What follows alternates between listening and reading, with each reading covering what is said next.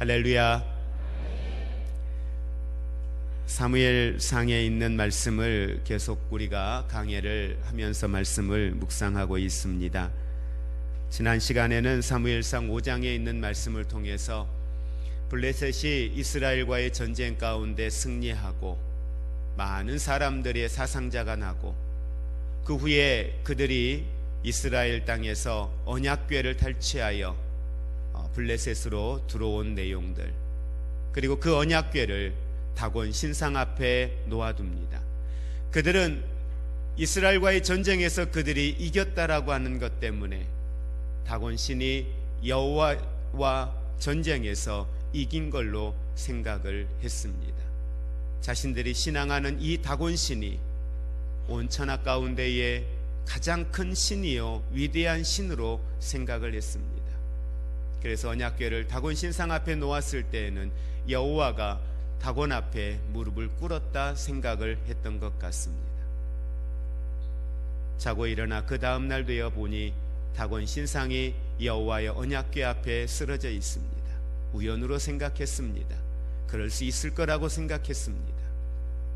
그리고 다시 다곤 신을 다시 원위치에 세워놓고 그 다음 날이 되어 돌아와 보니 다곤 신의 머리가 팔이 잘리어져 있습니다. 그리고 그 땅 가운데에 재앙이 임하기를 시작합니다. 재앙이 지속될 때에 그들은 이 언약궤에 문제가 있나 하여 언약궤를 다른 지방으로 옮겨 보았습니다. 그 언약궤가 옮겨갔던 그 지방에도 동일한 일들이 일어나기를 시작했습니다. 수많은 사람들이 고통을 겪게 되었습니다. 그리고 이 언약궤를 어느 지역으로 옮기려고 할 때에 모든 지역이 이 언약궤가 당신들의 지역으로 오는 것을 반가워하지 않았습니다. 환영하지 않았습니다. 그리고 오늘 본문 말씀에 보니 그 날수가 자그만치 7달이나 지났다라고 성경은 이야기하고 있습니다. 여호와의 언약궤가 블레셋 진영에 들어가는 순간부터 하여서 자그만치 7개월이라는 시간 동안 이 블레셋은 고통에 시달려야 했습니다. 그리고 오늘 2절 말씀에 보니까 그들이 자신들이 믿는 신을 예배하는 제사장들과 함께 더불어서 오늘 말씀에 보니 복술자들을 불러서 그들에게 자문을 구하는 모습을 우리는 보게 됩니다. 여기서 말하는 제사장은 하나님 앞에 예배하는 제사장들을 이야기하는 건 아니고요, 그들이 믿는 그들의 신들을 위하여서 예배하는 제사장들을 이야기하고 있습니다. 그리고 복술자들이라고 하는 것은 작은 가지를 흔들면서 점괘를 알아내는 그러한 사람들이었습니다. 성경은 그러한 복술자들을 향하여서 신명기 18장 12절에 무릇 이러한 일을 행하는 자는 여호와께서 가증히 여기시나니 이러한 가증한 일로 인하여서 내 하나님 여호와께서 그들을 내 앞에서 쫓아내시리라. 복술자들을 향하여서 하나님은 가증한 자들이라고까지 이야기를 했습니다. 그럼에도 불구하고 하나님께서는 오늘 이 제사장들과 복술자들의 입술을 하나님이 사용하시는 모습을 성경을 통해서 보게 됩니다. 블레셋 사람들이 그들을 불러다가 묻습니다. 이렇게 되어진 상황들을 쭉 설명을 하면서 이제 이 언약궤를 우리가 돌려보내야 되겠다. 아니, 그들이 묻는 질문은 어찌하여 이러한 일들이 우리 지역에 생기게 되었는가, 그 고난의 이유를 아마 물었던 것 같습니다. 그런데 하나님은 이 제사장들과 복술자들의 입술을 통하여서 그들에게 오늘 그들이 당하는 고난이 무엇 때문인가를 정확하게 설명을 하게 해주었습니다. 때로는 악한 이들이지만, 하나님 앞에 범죄하고 죄 가운데 있는 사람들이지만 하나님은 그들까지도 사용하셔서 하나님의 뜻을 전달하고 있는 모습을 보게 됩니다. 오늘 그들이 놓여있는 이러한 상황들을 검토해 보면서 오직 해결책은 하나밖에 없다. 왜? 원인이 이 언약궤라는 거죠. 원인이 여호와 하나님이라는 거죠. 이 문제를 해결하기 위해서는 언약궤를 다시 이스라엘 진영으로 돌려보내는 것만이 유일한 문제의 해결책이라고 그들은 생각을 했습니다. 그러면서 오늘 이 제사장과 복술자들이 제시한 방향이 있습니다. 구체적으로 그들에게 이야기를 하고 있습니다. 먼저는 너희들이 이 언약궤를 다시 이스라엘로 돌려보내는데 그냥 돌려보내면 안 된다라고 이야기합니다. 그러면서 제시한 건 속건제였습니다. 여러분, 속건제라고 하는 것은 내가 다른 사람의 물건을 탈취하였을 때 그것에 대한 회개로, 그것에 대하여 내가 잘못했습니다라고 하는 걸 인정하고 용서를 빈다는 의미로 속건제를 드립니다. 그 속건제는 내가 탈취한 것에 원금을 제외하고 나머지 5분의 1을 더 추가적으로 그에게 보상을 해주는 겁니다. 오늘 여기에서 속건제를 드리라고 하는 것, 속건제를 드리라고 하는 것은, 속건제의 의미는 내가 잘못했습니다, 내가 죄를 범했습니다, 나를 용서해 주십시오, 내가 당신에게 큰 죄를 범했습니다, 이걸 인정하는 겁니다. 그걸 고백하는 겁니다. 이게 속건제의 의미입니다. 여러분, 블레셋은 이스라엘과의 전쟁에서 승리했습니다. 전쟁에서 승리했는데 그 이스라엘 앞에 자신의 신들이 오늘 여호와를 이겼다라고 생각했는데 그 하나님 앞에, 이방 신 앞에 내가 잘못했습니다, 우리를 용서해 주십시오, 이걸 고백하라는 거예요. 여러분, 이게 말이 쉽지요? 나보다 더 연약한 사람 앞에, 나보다 더 군사적으로 힘이 없는 사람들 앞에 내가 당신들 앞에 잘못했습니다라고 하는 걸 인정하고, 그래서 그 속건제물로 무엇을 드리라고 이야기합니까? 그 속건제물에 대한 제물의 내용도 구체적으로 이야기를 하고 있습니다. 금독종 5과 금쥐 5을 만들어서 함께 보내라는 것입니다. 여기에서 5이 의미하는 것이 무엇입니까? 지방을 이야기합니다. 지금으로 우리로 말하면 광역단체입니다. 그러한 광역단체가 5곳 정도가 이 블레셋에 있었습니다. 그리고 그 5곳을 다스리는 방백들, 지도자들이 있습니다. 그걸 상징적으로 의미하여서 오늘 신상을, 그들이 가지고 있는 것들을 준비하여서 속건제물로 드리라고 이야기를 하고 있습니다. 5개의 도시, 그 5곳을 책임지고 있는 지도자의 수를 뜻하여서 오늘 이러한 것들을 만들어서 언약궤와 함께 돌려보내자라고 하는 제안이었습니다. 그러면서 두 번째로 제안을 합니다. 그 제안을 하면서 이들이 과거에 있었던 사건을 기억하며 그들에게 과거의 사건을 거울 삼아 너희들이 반드시 이렇게 하라라고 이야기합니다. 그 내용이 뭐냐면은 이스라엘 백성들을 하나님이 애굽 땅에서 불러내실 때에 하나님이 바로 왕으로 하여금 그가 마음이 강팍하여, 마음이 완악하여 이스라엘 백성들을 애굽에서 내어 가나안 땅으로 가게끔 하는 일을 그가 다시 막는 장면이 성경에 나옵니다. 그래, 데리고 나가라고 이야기했는데 성경에 보니까 그의 마음이 완악하여라고 이야기합니다. 완악하다라고 하는 말의 의미가 무엇입니까? 그 말이 과거의 성경에는 강팍함이라고 쓰여져 있습니다. 강팍하다, 완악하다라고 하는 이 말의 의미는 그들이 가지고 있는 생각과 그들의 경험과 그들의 환경을 따라서 그들이 원하는 것을 이루기 위하여서 누구의 생각? 하나님이 주시는 생각, 하나님이 주시는 마음을 뭐 하는 거예요? 물리치는 거예요. 하나님의 뜻이 무엇인지를 알매도 불구하고, 하나님이 내 인생을 향하여 뭘 원하시는지 알매도 불구하고 내가 처해 있는 상황 때문에, 내가 처해 있는 환경 때문에 그 하나님의 뜻을 거절하는 겁니다. 이 말을 이스라엘 백성들이 애굽에서 출애굽할 때 그 상황을 가지고 오늘 이 복술자들이, 이 제사장들이 설명을 해주는 거예요. 그러니 너희들의 마음은 그들과 같이 절대 완악하여지면 안 된다라고 하는 겁니다. 근데 우리가 출애굽기의 내용에 나오는 내용을 통해서 보면은 사실 이 바로 왕의 마음의 입장에서 여러분 한번 생각해 보자고요. 이스라엘 백성들이 애굽에서 그 당시에 몇 년이라고 하는 시간을 종노릇 했습니까? 약 400년이 넘는 시간이에요.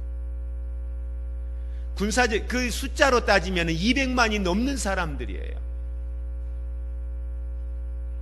그렇게 보면 애굽 땅에서 200만이 넘는 사람들이 지금 뭘로 살고 있습니까? 종으로 살고 있는 거예요.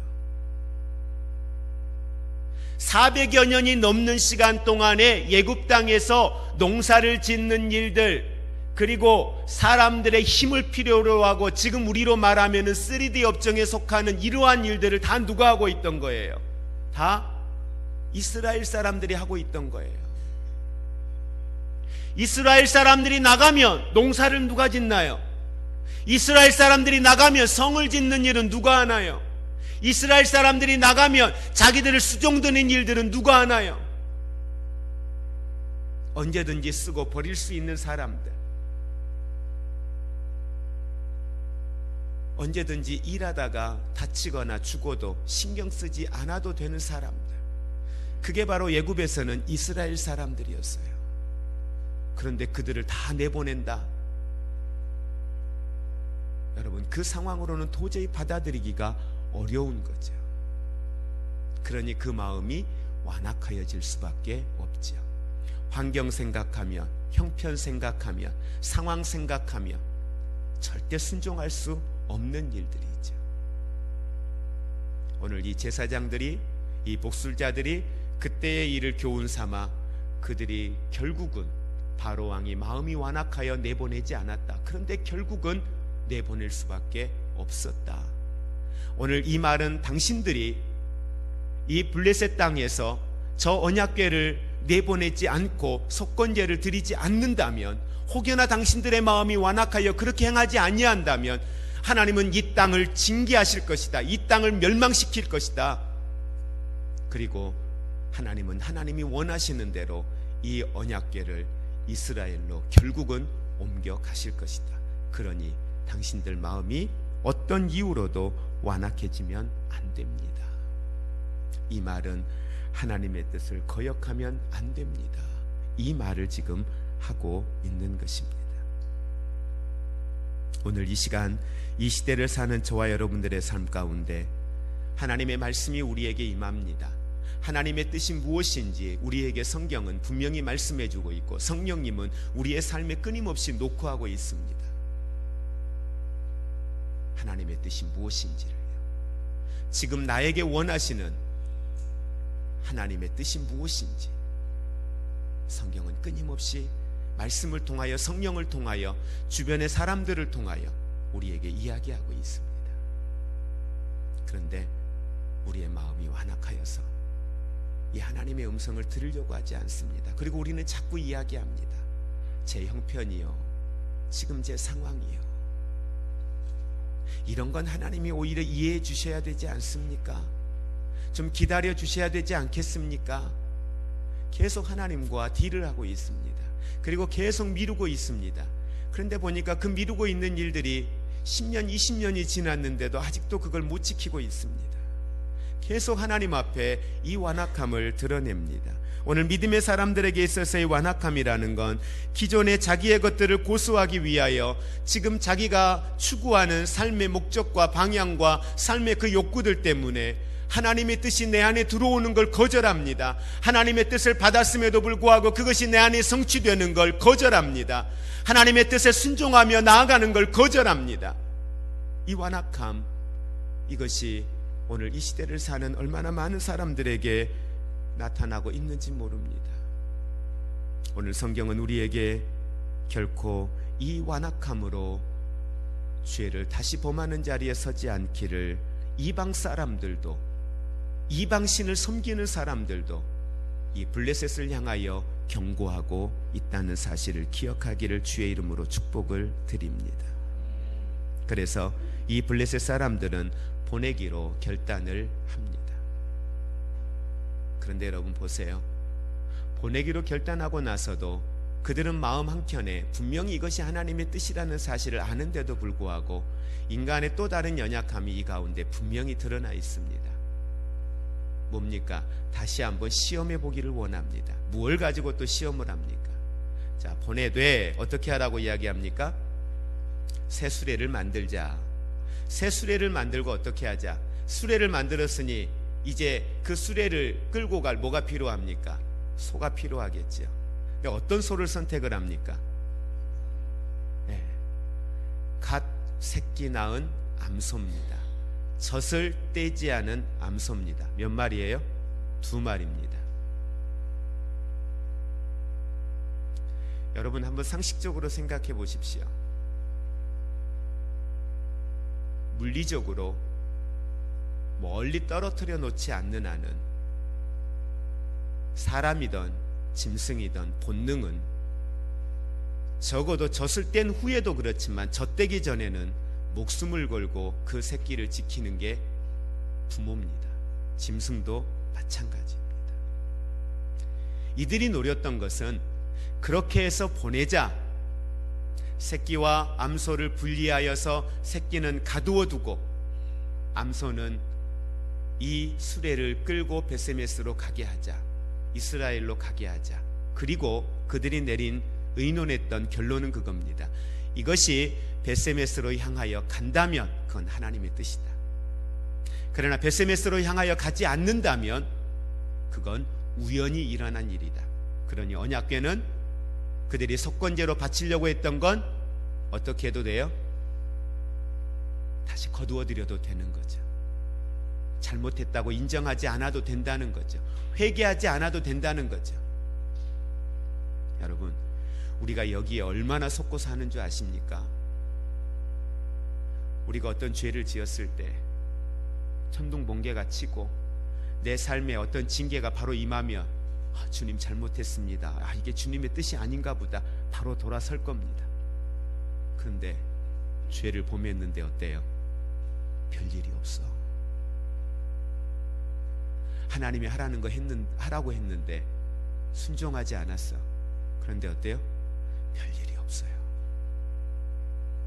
큰일이 일어나면 자녀가 아프다든지 집안에 어떤 우환이 왔다든지 그러면 금방 느낄 텐데 아무 일이 없는 거예요. 하나님이 주신 감동이 있는데 그 감동에 대하여 순종하지 않았는데도 별일 없는 거야. 그런데 하는 일도 잘 돼. 주일 안 지키고 하나님 앞에 내가 온전한 믿음의 삶을 살지 않아도 경제적인 게 별로 이전과 이후가 달라진 것 같지 않아. 어느 순간 시간이 지나면서 무뎌집니다. 베세메스로 가는 걸 잃어버렸습니다. 순종해야 될 일도 잊어버렸습니다. 이게 끊임없는 우리의 영적 싸움입니다. 그런데 보세요. 오늘 미물이라고 할 수 있는 이 짐승도 성령이 그를 붙드니, 성령이 그를 움직이니 어떻게 일합니까? 여러분, 오늘 본문 말씀에서 이야기할 때에는 그가 베세메스로 향하여 간다라고 하는 걸 성경은 이야기를 하고 있습니다. 그런데 쉬운 성경이나 영어 성경을 갖다가 직역을 해서 해석해 보면 이렇게 표현합니다. 곧바로 갔다 그랬습니다. 여기에는 울며라고 하는 게 있습니다. 그런데 거기엔 그렇게 표현하지 않고 곧바로, 바로 베세메스로 향하여 갔다라고 성경은 이야기를 하고 있습니다. 그리고 성경이 뭐라고 이야기합니까? 좌로나 우로나 치우치지 아니하였다. 이건 불가능한 일입니다. 젖을 떼기 전에 암소로서는 우리가 상식적으로는 생각할 때 불가능한 일입니다. 절대 일어날 수 없는 일입니다. 그러기에 그들은 하나님이 일하고 계신다는 걸 보셨던 겁니다. 하나님이 정말 살아 계시는구나. 우리의 삶 가운데 일어나는 모든 것들이 바로 이 하나님을 향하여 우리가 범죄한 이유 때문이구나 알게 된 겁니다. 그리고 그 하나님의 전능하심과 그 하나님의 살아계심을 누구를 통하여 보는 거예요? 그 미물인 암소들을 통하여 보는 거예요. 하나님이 살아계신다는 걸. 이방 사람들도 깨닫는 겁니다.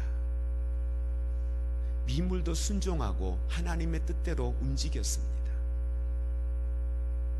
왜 성경은 우리에게 이 블레셋으로 언약궤가 들어가고 이스라엘 블레셋 가운데 일어나는 이 사건들을 왜 기록해서 오늘 우리에게 보게 할까요? 그게 무슨 상관이 있다고요?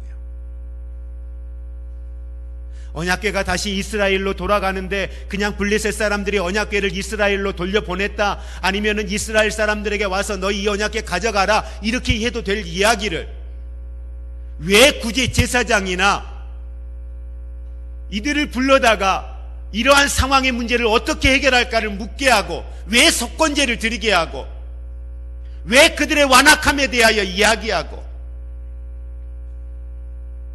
이 새끼도 떼지 않는 젖소를, 이 소를, 수레를 끌게 하여서 벳세메스로 가는 이 광경을 왜 이렇게 구체적으로 기록해서 오늘 우리에게 보게 할까요? 이걸 굳이 이 사건을 우리에게 보게 하고 묵상하는 이유가 뭘까요? 주시는 은혜는 다 다를 것입니다. 그러나 우리가 오늘 기억하고 있는 것은, 기억하기를 원하는 것은, 나는 지금 이 수레를 끌고 나는 지금 어디를 향하여 가고 있는지 우리는 우리의 신앙의 발걸음을 한번 점검해 볼 수 있기를 주의 이름으로 축복을 드립니다. 내게 들려온 하나님의 음성들, 수없이 자연을 통하여, 사람을 통하여, 환경을 통하여, 하나님의 말씀을 통하여서 여러분이 묵상하는 성경에 있는 기록된 말씀들을 통하여 예배를 드리다가 끊임없이 하나님은 우리의 마음에 노크합니다. 끊임없이 우리의 마음속에 무엇이 하나님의 뜻인지에 대하여 말씀하고 있다는 거예요. 무엇이 하나님 편에서 옳은 것인지. 여러분, 어떠한 재앙을 통하여 자꾸 어떤 하나님의 뜻을 깨달으려고 하지 마십시오. 하나님 그렇게 하지 않습니다. 우리는 자꾸 그러한 것들을 통하여 깨달으려고 해요. 하나님의 말씀이 있는데 왜 자꾸 여러분의 삶 속에 힘들고 어려운 상황을 통하여서 깨달으려고 하느냐는 거예요.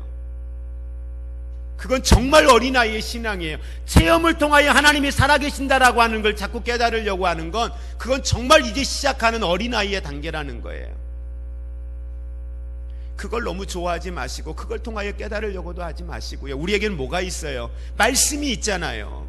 말씀 통해서 우리에게 가르쳐주고 말씀해주고 있잖아요.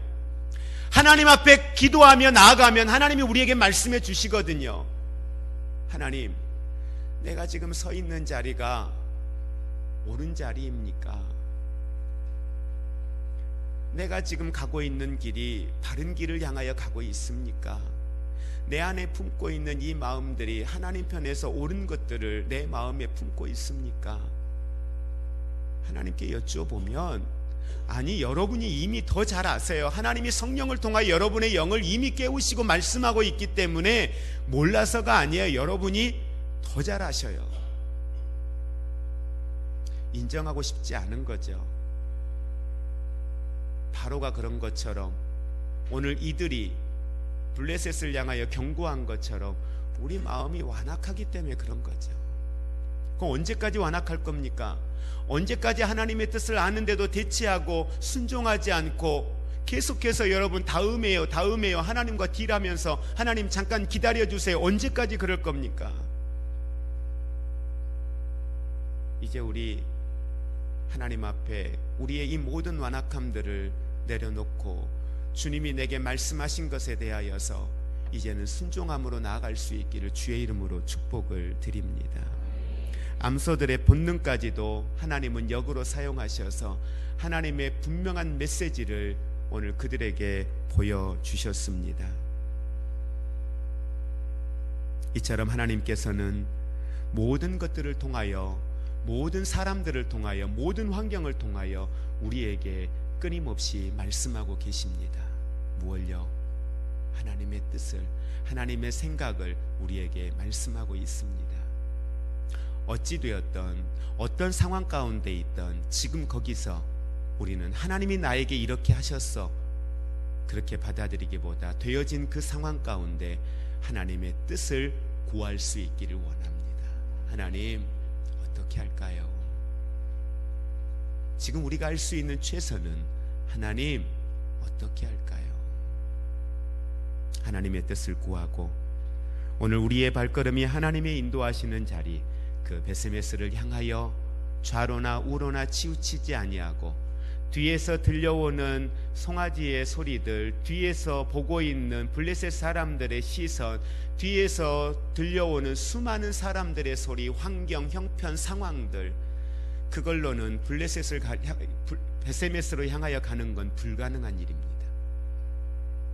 그러나 그곳이 우리가 가야 할 하나님이 인도하시는 길이라면 우리의 주변에 들려오는 그 어떤 소리에서도, 우리의 주변에 있는 어떤 환경에서도 좌로나 우로나 치우치지 아니하고 오직 주의 말씀에 우리는 귀를 기울이며 하나님의 말씀을 붙들고 믿음의 길을 걸어갈 수 있는 저와 여러분이 되시기를 주님의 이름으로 축복을 드립니다. 이제는 우리 주 예수 그리스도의 은혜와 하나님 아버지의 사랑하심과 성령님의 교통하심이 하나님의 살아계심과 하나님의 일하심과 하나님의 전능하심을 암소를 통하여 때로는 이방신을 섬기는 제사장을 통하여 보게 하시고 듣게 하시고 깨닫게 하시어서 이방인들에게는 하나님의 살아계심과 전능하심을 알게 하고 믿음의 사람들에게는 그 민물들을 통하여 상황과 환경을 통하여 말씀하시며 우리를 회복시키시고 우리를 이끄시는 하나님의 사랑을 알게 하신 여호와 하나님 앞에 이제는 우리가 머뭇거리지 아니하고 나를 향하여 인도하신 저 베세메스 길을 향하여 믿음의 발걸음 내딛기를 소원하며 결단하는 사랑하는 모든 성도들 위해, 저들의 가정 위에, 우리의 삶과 우리가 섬기는 사역의 현장들 위에 이제로부터 영원토록 함께 있을지어다. 아멘.